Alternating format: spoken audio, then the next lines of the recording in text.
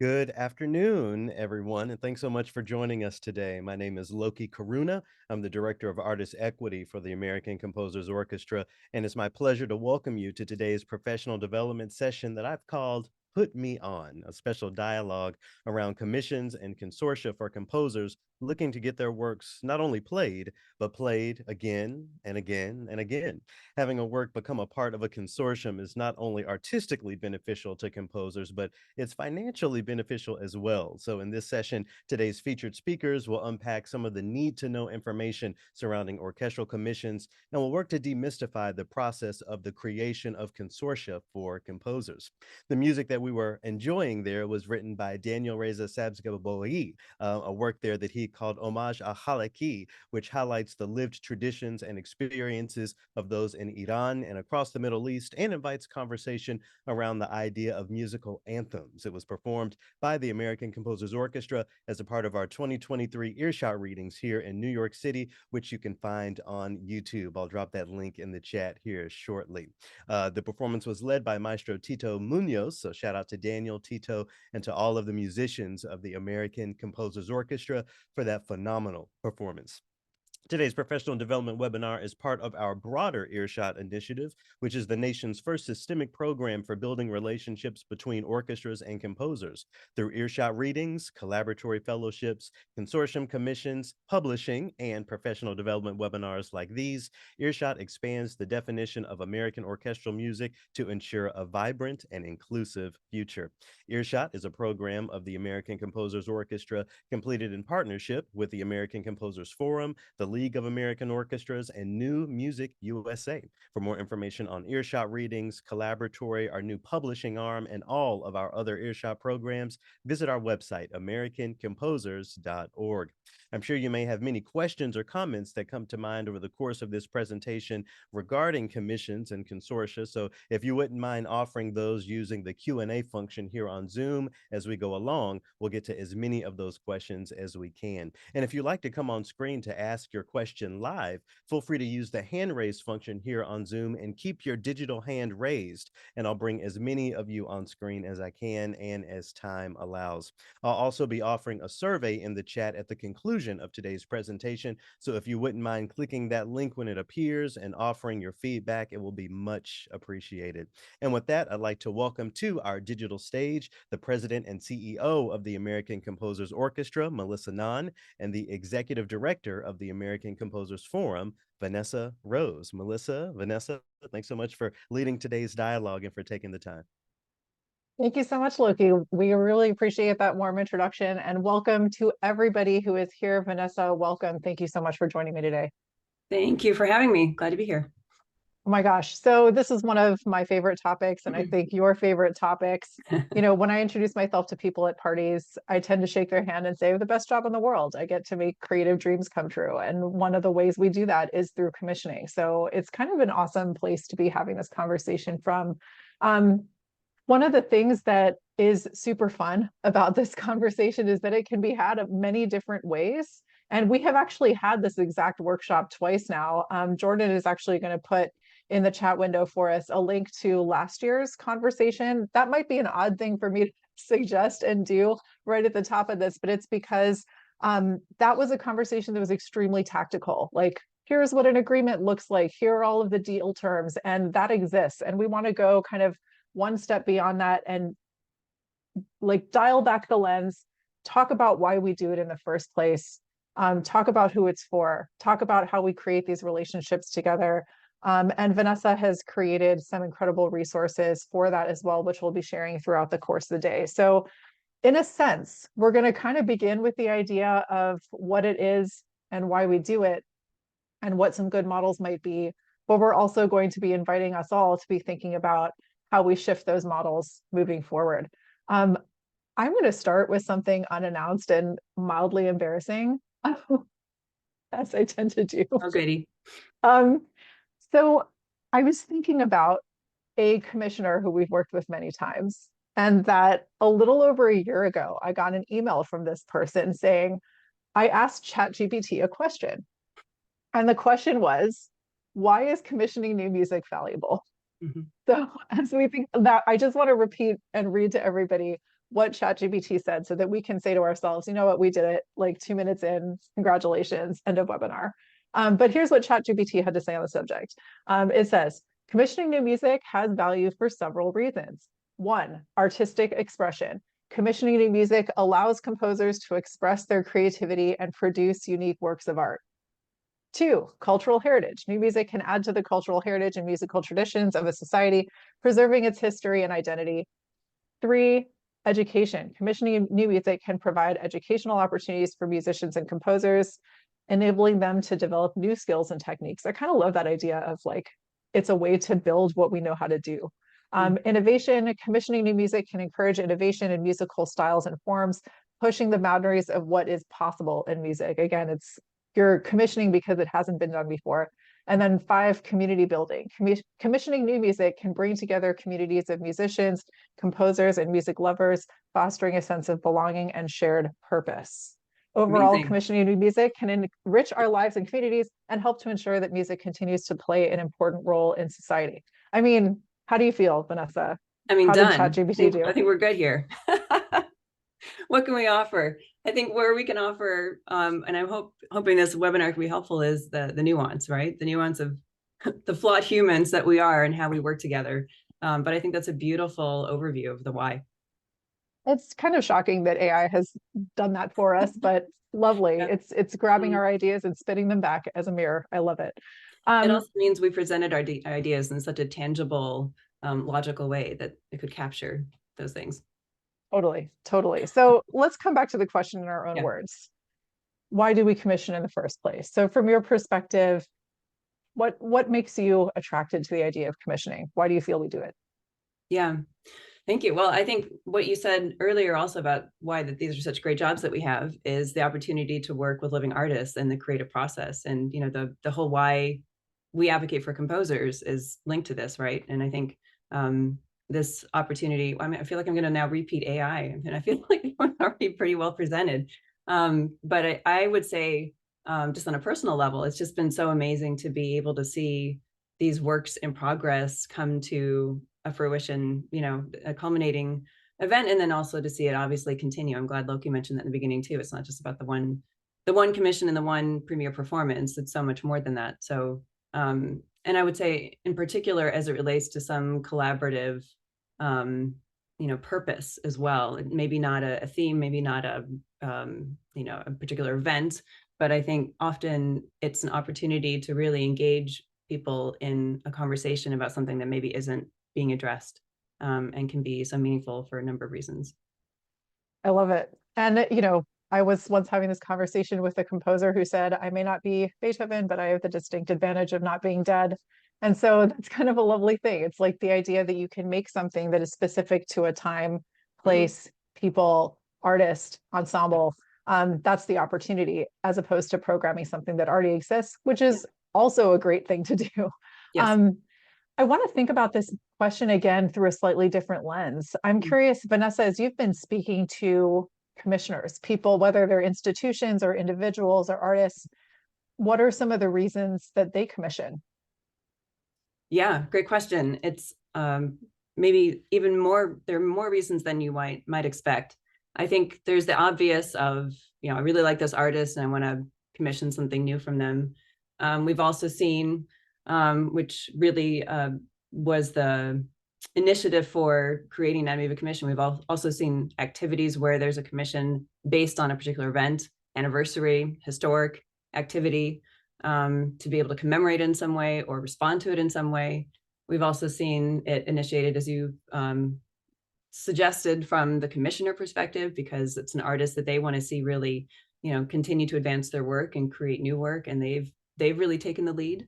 And then often I've seen composers initiate these consortiums and say, I just had a conversation with a composer over the weekend who wants to write an oboe concerto. So is, you know, really taking the lead actually in creating the consortium themselves, and using us or maybe another fiscal sponsor to be able to create that on their own. So yeah, I enjoy seeing the many different reasons.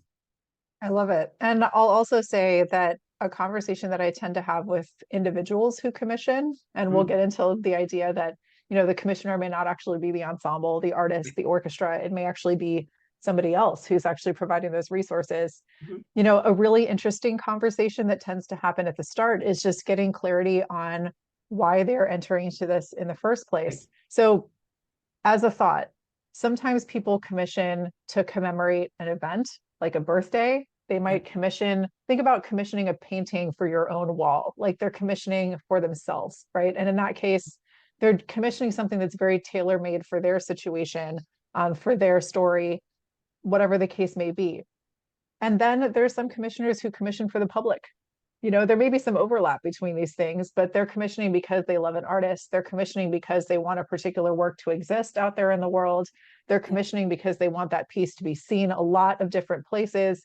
So they're thinking about that from the perspective of how to create a piece that's going to have those kinds of legs, as opposed to like, this is a piece that I'm commemorating a certain event with a defined number of people, you know, at this particular place and time.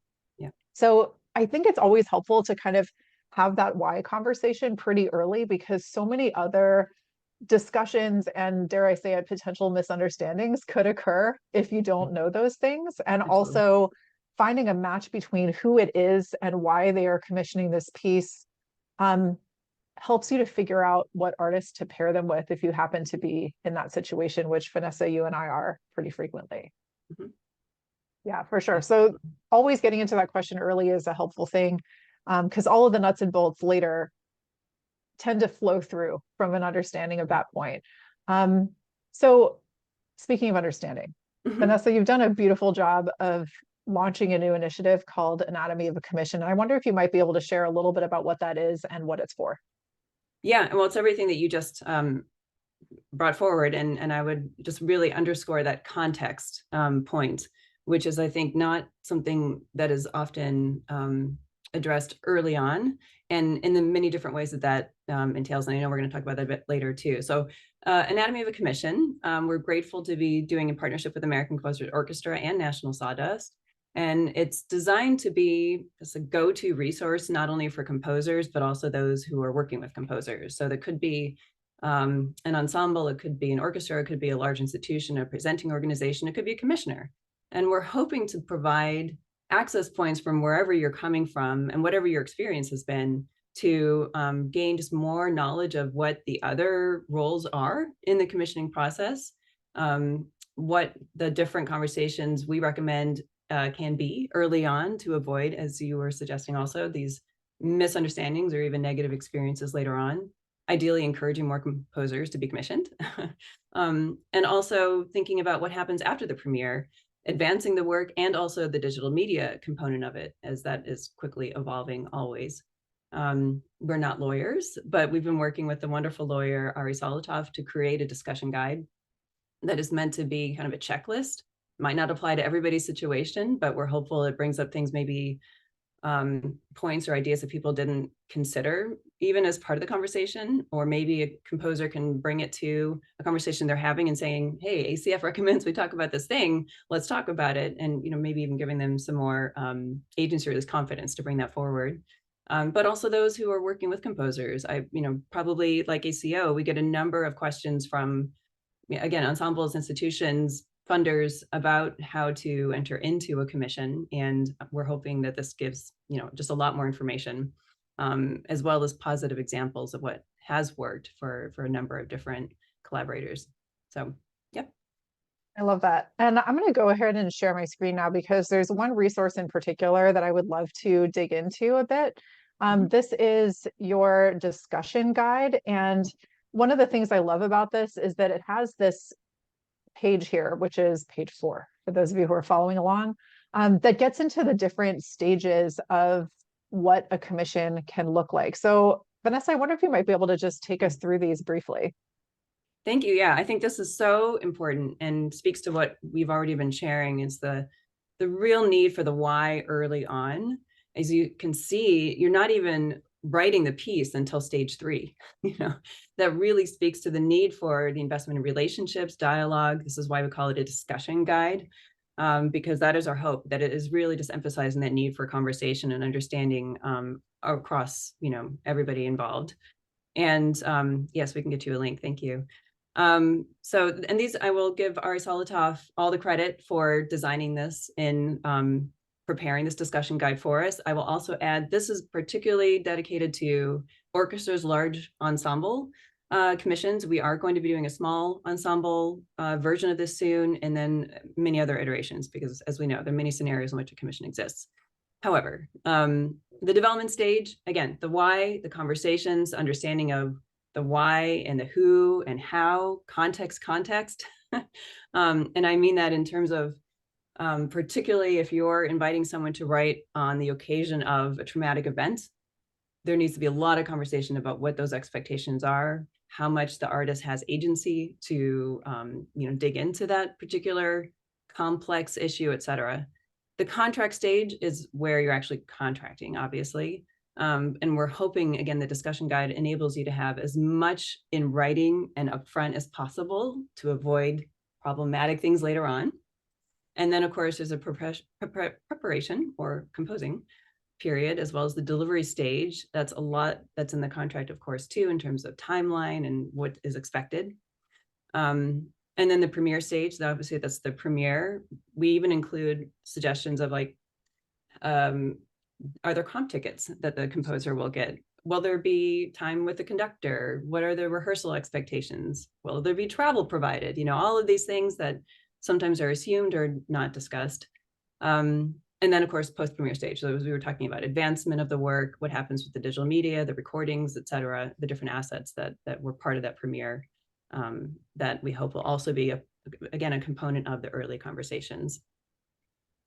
I love this. And for those of you following along, we will be posting the video from this session to the Learning Lab section of our website, along with a link to these materials, which are also available at composersforum.org. If you follow the links to Anatomy of a Commission, it's going to be right there. And this is a fantastic resource, and it's growing as it goes. So the whole video series, different types of agreements that are malleable, because we know that every commission is different. That's one of the things I love about this project, is that it gets you started in the conversation. It's not saying here's exactly how it has to occur. But I love the stages that are articulated here, because it kind of gets at the idea that in the most classic form, commissioning feels a little bit like a relay race, where at the beginning, the commissioner might be holding the baton saying, who am I going to choose to award this commission to? At some point, the baton passes to the composer.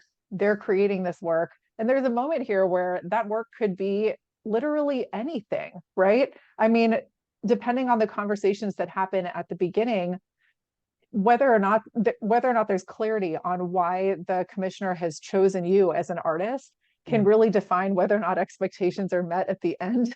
So I always encourage people to have, as Vanessa articulated so well, all of these conversations with total clarity about what everyone's hoping for from this work, what the artist is hoping to make next, what the commissioner is hoping they will get from it, and why they chose that artist, what about their work they love, are there past pieces they're most attracted to, so that when the baton gets passed back to the performer, people have some reasonable sense for what is going to emerge at that stage. And then, of course, the performer has the ability to play what's on the page or not. And that's always a moment where the composer's sitting in the audience and like hoping that what they see and hear is what they intended based on what they put on the stage. These are the classic ways that it happens, but we're also going to encourage a little bit of finesse and a little bit of conversation and dialogue through these stages. So it's a little bit less like you have the baton, I have the baton, but rather that stage where you're both holding on to it for a second before it gets passed forward gets lengthened. So you really understand how to carry that forward in the best possible way.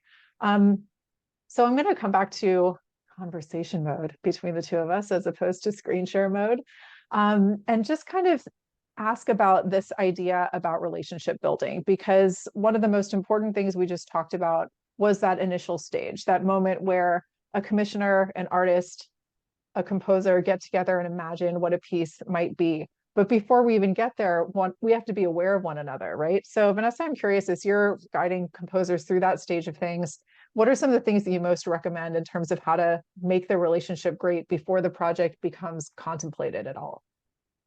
Oh, that's a great question. And it's something that's come up actually as we're looking at, again, all these different entry points in this resource. And thank you so much for sharing it. And thank you for contributing. There's going to be a video with Melissa and Tito Munoz coming out soon.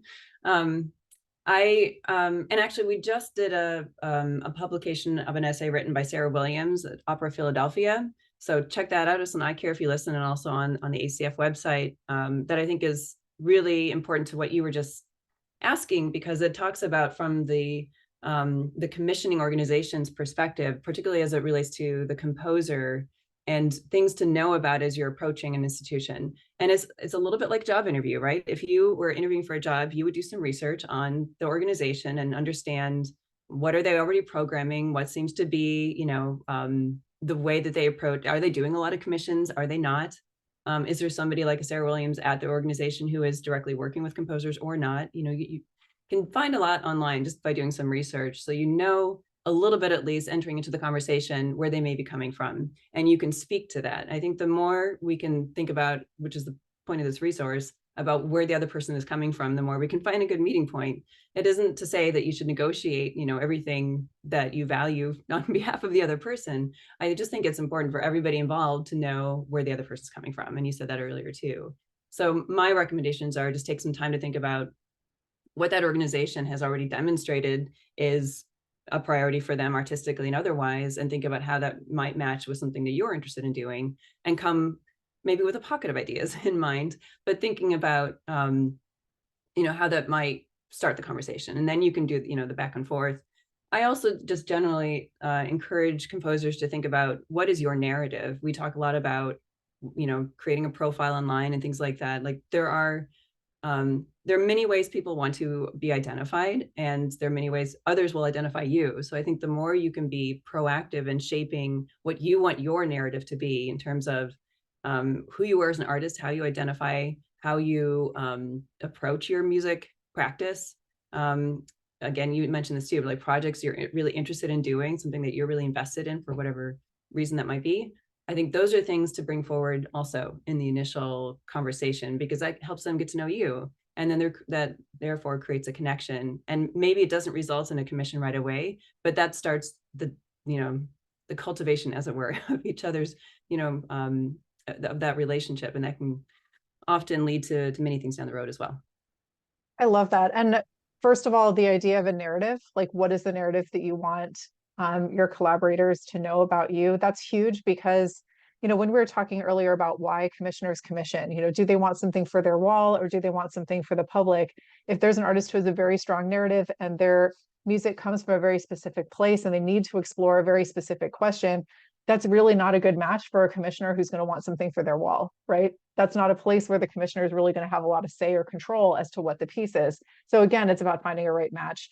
I would say that I loved also what you said about the job interview. A lot of misperceptions about job interviews are that you're there to show your qualifications. That's really not the case. You're there because the HR person or the person who is hiring you needs to solve a problem, which is they need somebody to come into this role and do something very specific for that organization. And to the extent that you can share what you are able to accomplish for them, even in ways that they don't state to you, that's huge. And a lot of times composers who have an ability or interest in understanding how an orchestra's programming will be magnified by a particular work. Like, is there a hole in the programming? Is there a particular need to be served? Or in the case of a touring musician, it's something that really highlights a skill they have such that they're going to want to play it 100 times a year on tour. That's a great marker for success. There are a lot of people you should probably know in the process, and we have a whole other workshop on that. The idea of knowing multiple levels within the orchestra, whether it's music director, individual musicians who might sit on committees, artistic planning staff, and let's not forget about our librarians who are often asked, hey, I need a 5-minute something for this instrumentation.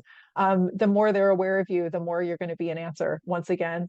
And of course, this is an interesting and sort of counterintuitive one, but knowing soloists and their agents is a helpful thing, because a lot of people think that commissions always start with a composer. Sometimes they actually start with a soloist. And it's super helpful, actually, because, from where I sit, if I'm a person who wants to see a work done many, many times, if it's a relationship that's initiated by a soloist and that soloist is extremely excited about it, and if they have management, their management is excited about prioritizing it against the Tchaikovsky concerto or whatever else it is that they're doing that season, you're going to get a lot more performances and bookings. So I definitely encourage some thought along those lines. Go ahead. I was just going to say, yes, absolutely. And Jennifer Coe is a great example of that, who has also filmed a conversation with Wang Lu for this resource. And yeah, just underscoring yes. Yes, hard yes. And, throughout, just keep in mind that, your contacts, the people who keep those stoked. It may be years before the right opportunity presents itself. But it's always helpful. And especially if I'm commissioning an artist, one of the first questions I'll ask is, what other relationships should I be aware of? Other people who are really interested in your music, because that might help us build a consortium together. And we'll get into what that means and all of those things in just a moment. So we've talked about why the why is so important. We've also mentioned the idea that misunderstandings can occur.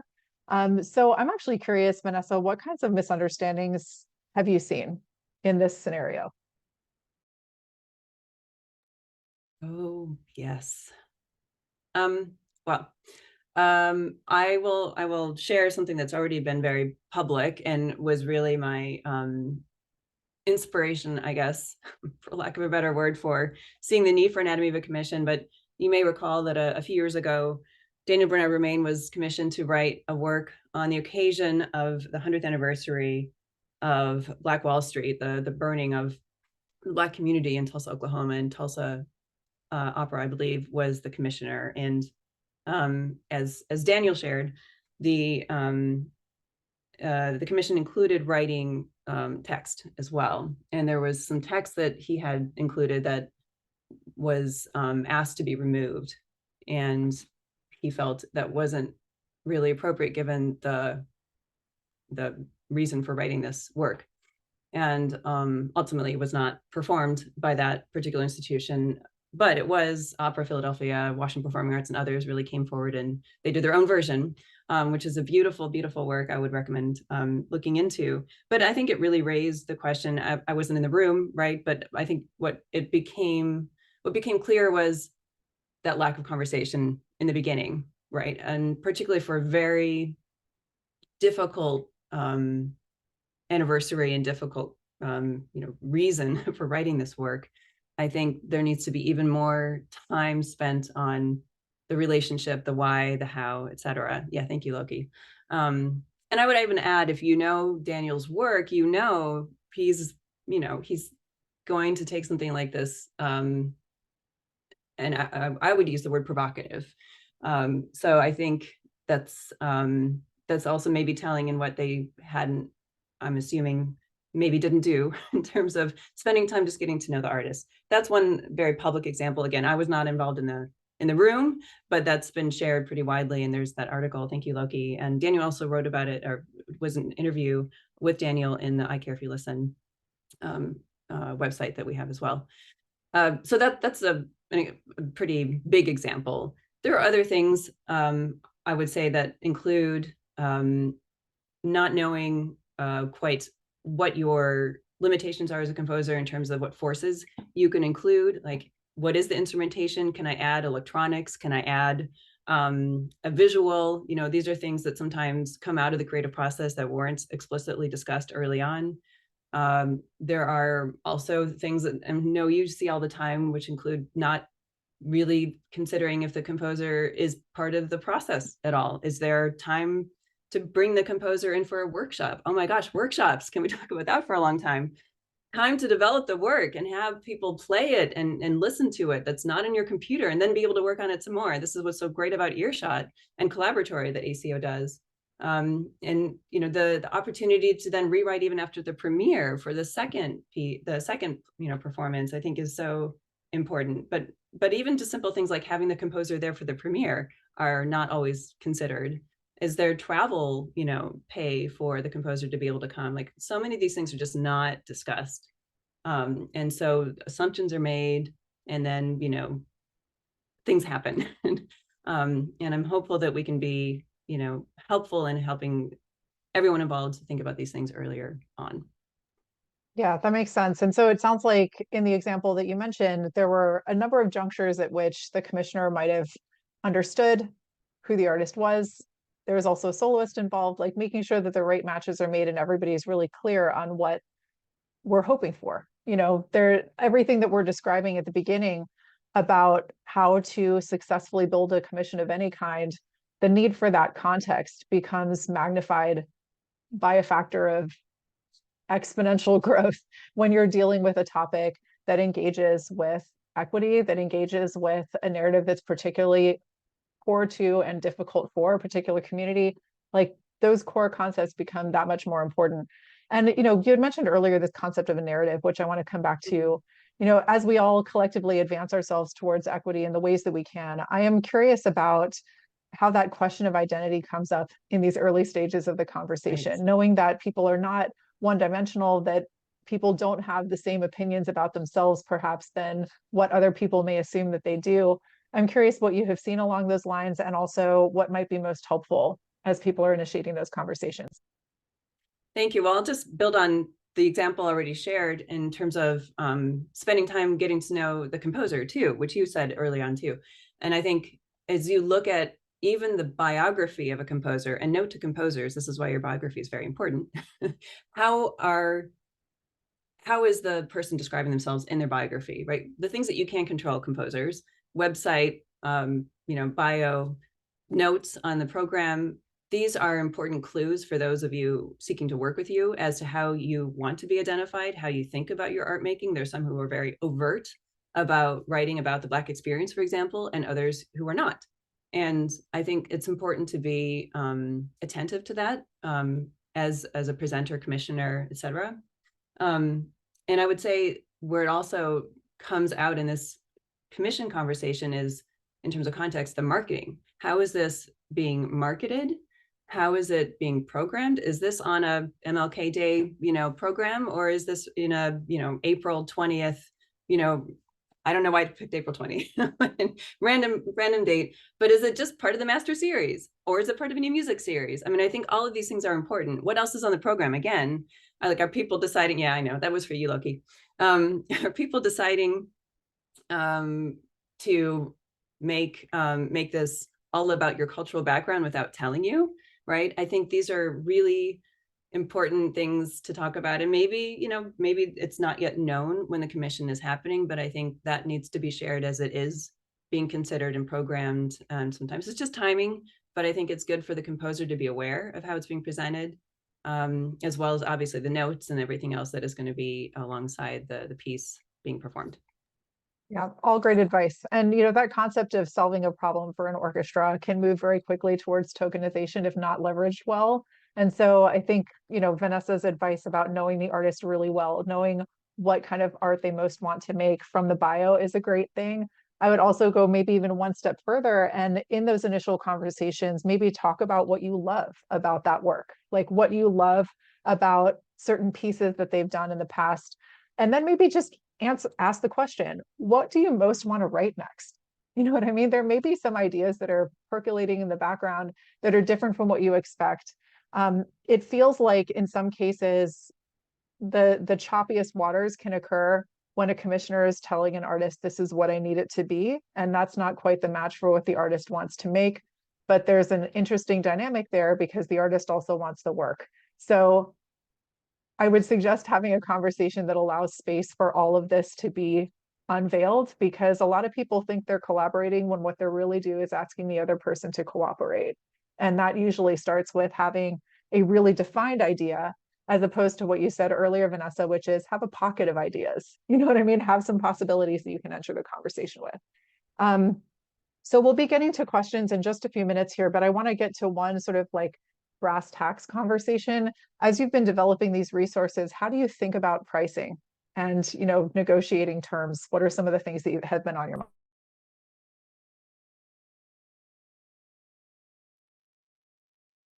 That's a difficult question. Obviously, again, one size does not fit all. There are resources like the commissioning calculator, New Music USA's site. I know that's a good baseline for a lot of people. And we do have some articles also in the Anatomy Commission series based on this, like Yaz Lancaster wrote one and Gemma Peacock.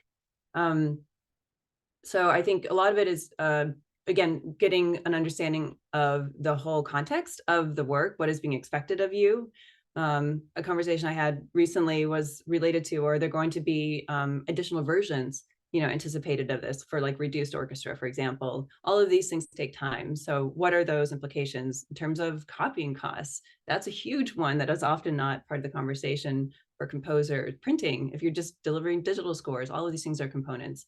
But I think your fee has to be based, well, you have a very good recipe for this. I think you should say this one. I mean, look, if you're looking for a very quick and dirty baseline, think about $1,000 a minute as a baseline. But what you might consider also is the baseline that was set by your last commission, being able to articulate where you were at that last commission and setting that as your pricing structure moving forward, which will be dynamic based on what you've been able to accomplish in past relationships. And of course, if there's an orchestra that can't afford that, you've got a few different options. You can either think about letting them know what the value is. Like, I would typically charge X for a commission. I really want to do this, so I'm able to offer you Y. Or you could say, I understand that this is how much you can contribute. Or you might ask them, what is a comfortable level for you? Might be another way to frame that question that helps you get at what their scope and range is without you having to set a number first. And then if that doesn't meet what's necessary for the work to happen, that is a super great conversation to begin talking about a consortium, because that's a mode through which your fee can retain what it needs to be.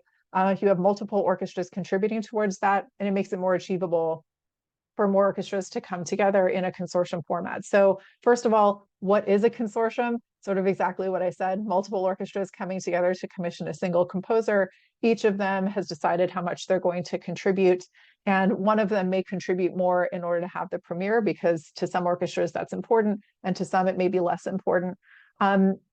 The basics of how we share details around that are very similar to what you would need to do for a standard commission. So you're going to look at what the instrumentation is, who all the collaborators are, the duration of the work, who the commissioner is and who the ensembles are, how the score is being delivered. So as Vanessa mentioned, is it PDF? Is it physical parts? What are the due dates? Things start to get a little interesting on the fee area, because at that point you need much more detail. Like, you need what's the total fee and how much is each partner contributing. And then here's one thing that I just kind of want to underline, because people don't tend to think about this. Who is handling that money and those payments? There are some consortia where it's sort of a free-for-all, like every person or every institution sends the fees to the composer on a defined schedule, and the composer gets like all of these random payments at various times and has to keep track of whether they're in or not.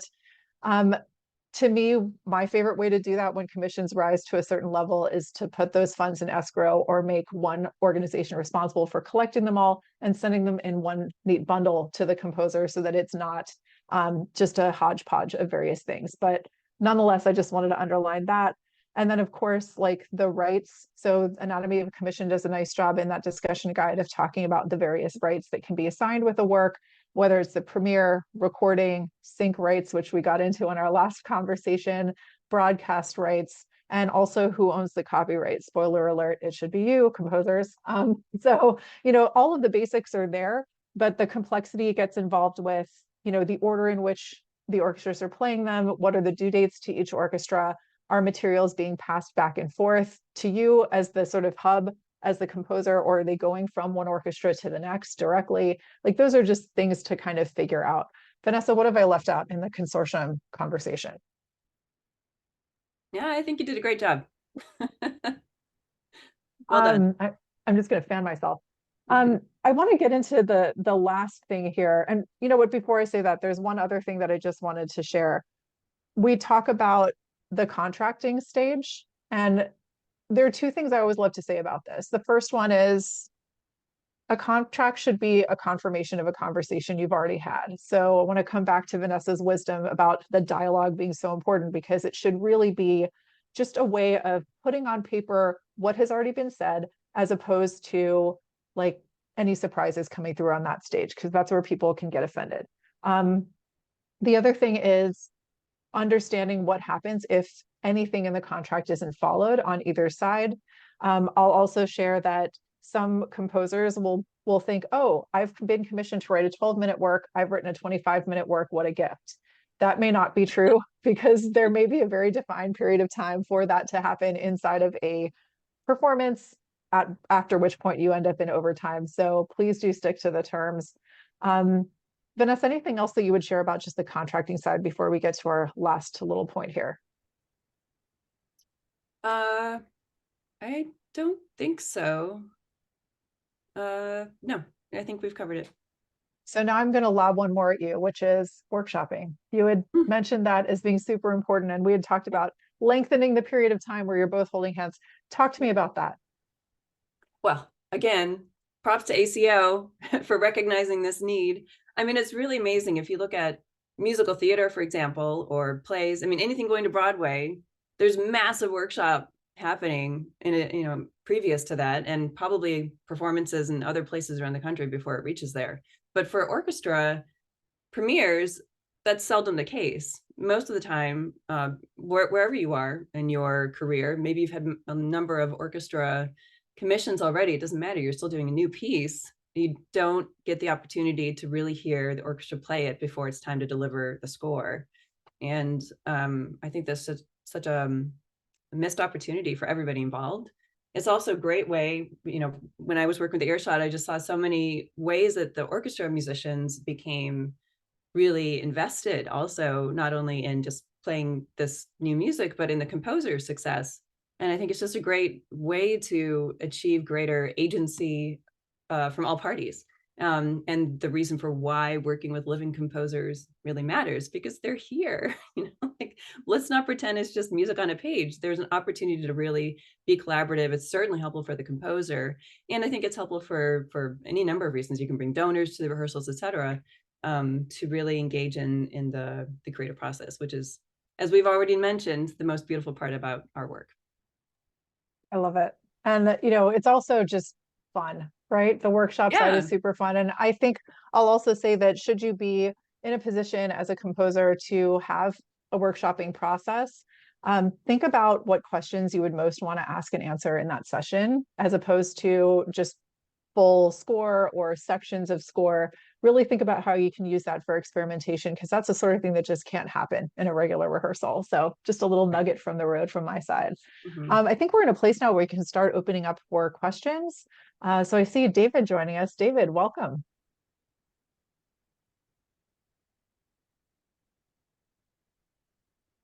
I think we might have just brought David into the room, but David, if you have the ability to unmute and turn your camera on, we will be happy to answer your question live. While we're waiting, I'll do a little pitch also for the collaborative process, and the workshopping period is something that we've integrated in Composing Inclusion program with Juilliard Preparatory Division and New York Phil. So they're creating side-by-side works, but importantly, the composers are working with the students and creating the piece together. And that's just been an amazing thing to observe. And again, just not only giving agency to the students, but them really thinking about what is it to be a composer today, and being a part of that process. There's no better gift than being able to do that at a very young age. So congratulations to you on that project. All right. So David, happy to come to you when you're ready.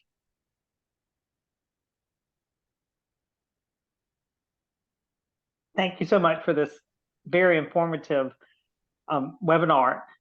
If I'm an orchestra that has never commissioned before, what should be my first step be?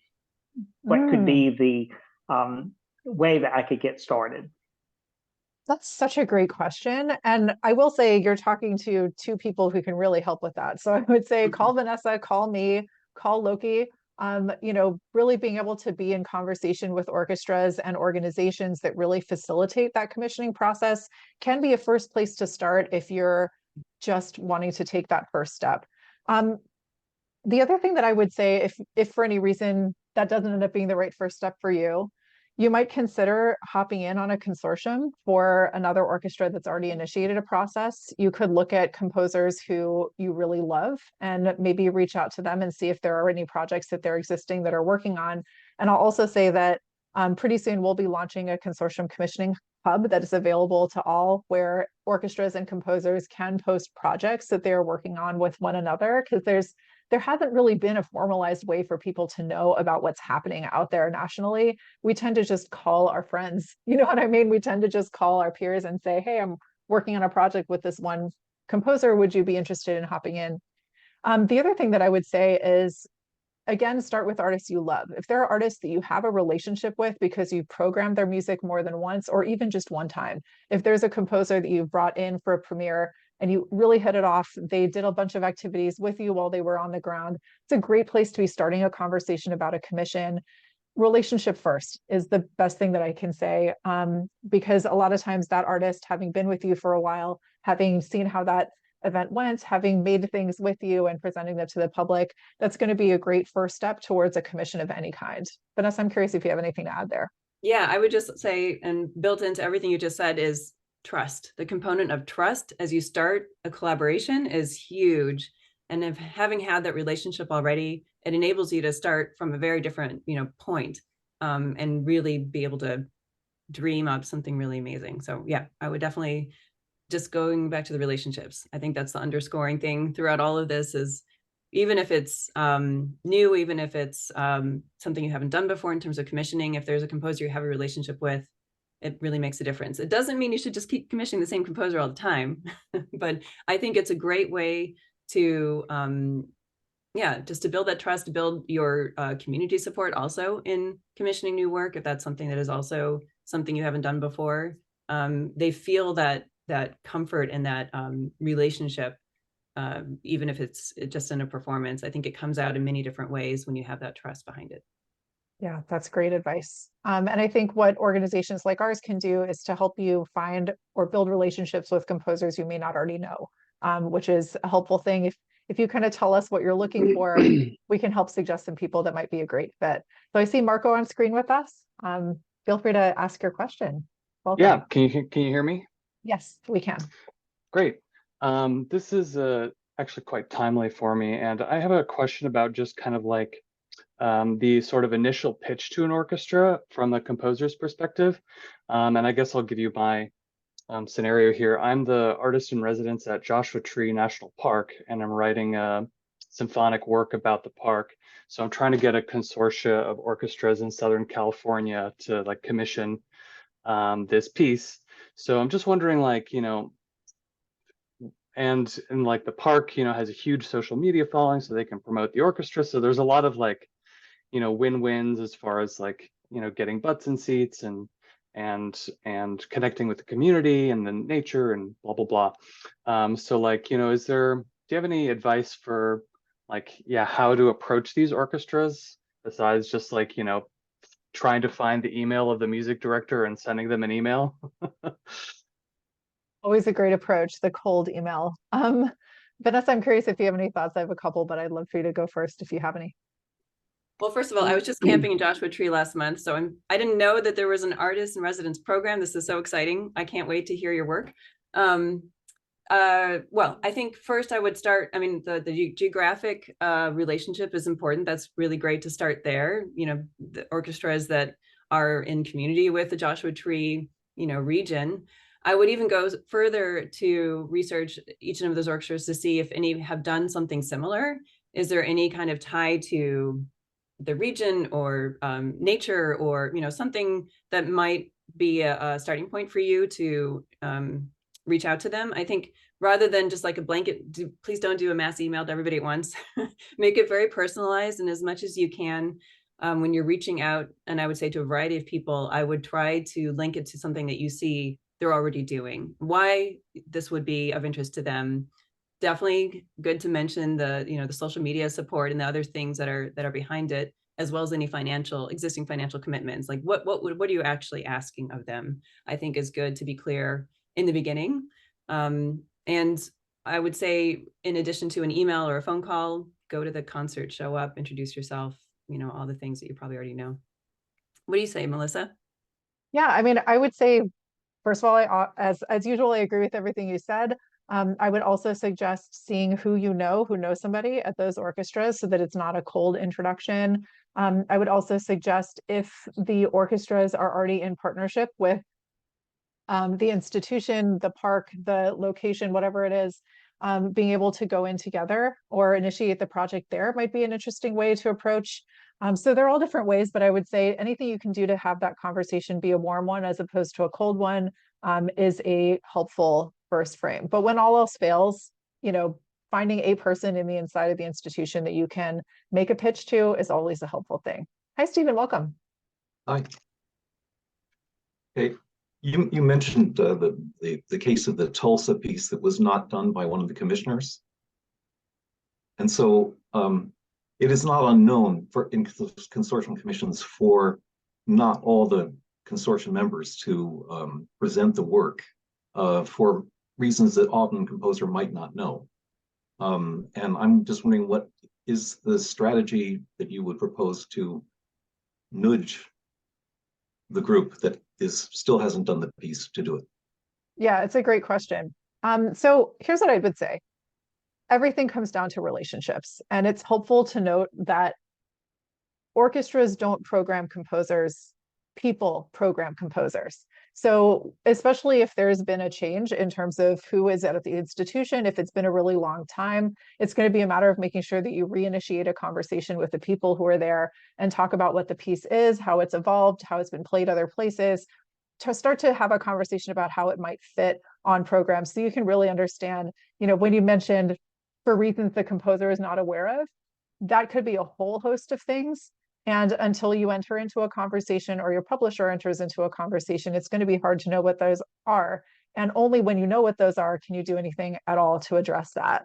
If it's been a short amount of time, it could be as simple as sending a note and just asking what the status is. So I think the answer to the question might depend on how long it's been since the initial agreements were signed and since the piece was made. Vanessa, anything to add? Yeah, this is something we had talked about before, but I don't think we addressed directly here. That is the challenge of the consortium proposition, because we were talking about relationships, investing, and getting to know each other. Well, you're not necessarily going to do that with every consortium partner, right? Usually it's the initial consortium commissioner, and then you're adding people on. Maybe it's via the composer, but it may not be. And it sounds like maybe not in this case. So I think ideally you're building those relationships as well. And maybe there's time in between each of the performances to do so, but that's not always the case. So I think this is a really good point. Thank you for bringing that up. That's a good question. I love the advice that you gave. Yeah, it's a super great question. Sometimes that happens even when a single commissioner commissions a piece for whatever reason, like that occurs. And it's hard to know exactly what to do because if the funds have been paid and all of that, it's hard to know what recourse there is other than leaning back on that relationship, which again, I can't stress that enough. That's like where a lot of things begin and end well, is having a positive relationship. So we had a couple of questions here in the Q&A window. One of them was, who seeks out a consortium? The question asker has said, I had a commission where they wanted other orchestras, but they put it on me to get the consortium done, and I didn't have enough orchestra context, so it fell through. Is it the commission composer who is responsible to track down the various consortium members? I have thoughts. Vanessa, do you? Oh, that's tricky. Why don't you go first? Okay. I'm going to give everyone an answer they probably don't want to hear, but is actually the case. The quality of your relationships actually really helps this process. And I'm going to give you a few different reasons why. Even if the consortium lead is willing to go out and pound the pavement on your behalf and get other consortium partners together, any smart person who is going to begin that process is going to start by asking you who you know. And that's going to feel like they're putting the responsibility on you, but actually what they're doing is increasing the likelihood of success, because any person who has, or any institution or artist or ensemble who has programmed your work before, who's hosted you for a residency, who has commissioned you before, who has talked to you about a work that maybe didn't come to fruition, those are all ripe for the picking, as opposed to going in cold, which nobody likes to do. So I think that the question here is going to be, at the start of a conversation around a consortium, getting clarity on who has the capacity to do this mechanically, like who's actually going to make the phone calls is one thing, but a successful effort involves everyone coming together, pooling contacts, and doing the best that we absolutely can. Vanessa, any thoughts? Yeah, I mean, I agree with you. I think sometimes we struggle with this idea of networking, but really, as already mentioned, it is about those relationships, and it does lead to that trust building that enables us to have these better experiences, and hopefully more people taking the risk to commission a new work, because it is a risk. But when we have those relationships, then it's really fun. Yeah, absolutely. And you had just mentioned relationships. So we had a question here about what's the best way to make connections with ensembles. So I think we've shared a few of those, right? The biggest thing being recognizing that ensembles are not entities of themselves. I mean, they are, but really who you're looking to make a relationship with the people inside of those ensembles. So getting to know them socially, getting to know them through attending concerts and events, any personal connections you might have who might be a friend of a friend of a friend, those are all really great ways to just make sure that that relationship is there for you well before you need it. Don't look at ensembles or artists or even donors extending it to that as ATMs. Like they're not going to put Right. out for you the second that you ask. It's going to be a question of forming that relationship over a long period of time, which is going to help you know when to ask. When you have the right project, the right opportunity, the right moment, you see them searching for something that you can provide. That's a really great place. Vanessa, go ahead. Yeah, and we mentioned this too, but I want to bring it up again. The commission may not come from the likely source. I mean, ACF is sometimes a lead commissioner. ACO certainly is. It could be, a person you have a relationship with who has the capacity to financially support at least part of a commission, and then you're building that yourself. Yeah, it comes from many different places. So those relationships are all important to you as a composer because it may be the thing that brings your name into the conversation. Absolutely. And we have one really good question here, which is, are there any resources online for finding a good music attorney to draft and review contracts? So I will put a shameless plug in here for two attorneys that we've worked with for these webinars before. One of them being Ari Solotov, who also collaborated with Vanessa on Anatomy of a Commission, who is excellent. And the other one being Corey Field, who is a former recovering music publisher himself. And he is a composer who's very active, as well as being an attorney, and he has worked with ACO on many occasions. So I definitely recommend checking out those webinars to see who you resonate with. Those are two great options. Vanessa, any other resources that you're aware of in terms of other people to reach out to? Yeah, those are two people I would definitely also recommend. Jim Kendrick has been a long time go-to person as well and has created a number of the resources you've seen over the years as well. So if none of them are able to help you, definitely connect with us and we can try to help you find some more people, but definitely recommend all those folks. Absolutely. Well, welcome back, Loki. It sounds like it is time for us to wrap up our day. Thank you so much, Vanessa, for being here with us. I couldn't be more grateful. Melissa, we're going to go on the road at some point. It's always fun. Thank you, ACO. Thank you to all of you that are watching and it live or later. So hopefully this has been helpful to you. Yes, thank you again, Melissa and Vanessa. This was an incredible conversation. And thanks again to each and every one of you for attending today's session. I welcome your feedback on today's webinar. So please use the link that I've put in the chat to offer your feedback. These help us really determine what are the best conversations moving forward. So if you have the time, please consider filling out our survey on today's session. Our next public webinar is scheduled for April 3rd at 12:30 p.m. Eastern. The category is artist management, which is among our most highly requested subjects to cover in these webinars. So keep an eye out on our website and on your email inboxes for more information on that upcoming webinar again on April 3rd. Another huge thanks to our EarShot partners, the American Composers Forum, New Music USA, and the League of American Orchestras. Lots of gratitude from me to all of my colleagues at ACO, the staff, and our board for making this program a reality. Special thanks for funding EarShot to the Altman Foundation, Elizabeth and Justice Schlichting, the Mellon Foundation, the Sphinx Venture Fund, TD Charitable Foundation, the Fromm Foundation, the Ford Good Neighbor Committee, the Aaron Copeland Fund for Music, the Alice M. Ditson Fund of Columbia University, and the League of American Orchestras with support from the Virginia B. Toolman Foundation. And also thanks to public funding from the New York City Department of Cultural Affairs in partnership with the City Council, the New York State Council on the Arts, and the National Endowment for the Arts. Thanks again for attending today's webinar, and we hope you have a great rest of your day. Cheers.